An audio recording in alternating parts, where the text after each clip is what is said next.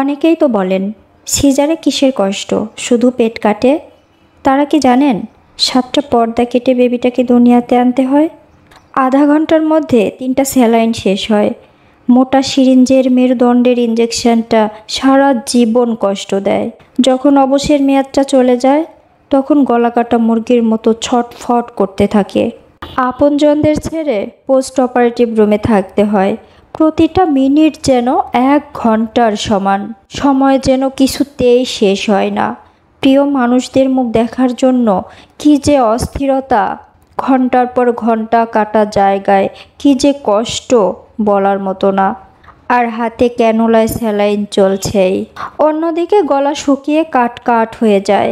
1 ফোঁটা জলের জন্য কত আকুতি মিনতি, কিন্তু 24 ঘন্টার আগে কোনো পানিই দেয় না। মৃত্যুকে হার মানিয়ে এসে যদি শুনতে হয় পেট কেটে বাচ্চা হলে কিসের কষ্ট, আসলে আমি বলি কি, বাচ্চা যেভাবেই হোক না কেন, যার বাচ্চা সেই জানে কতটা কষ্ট সে সহ্য করেছে প্রথম থেকে শেষ অবধি।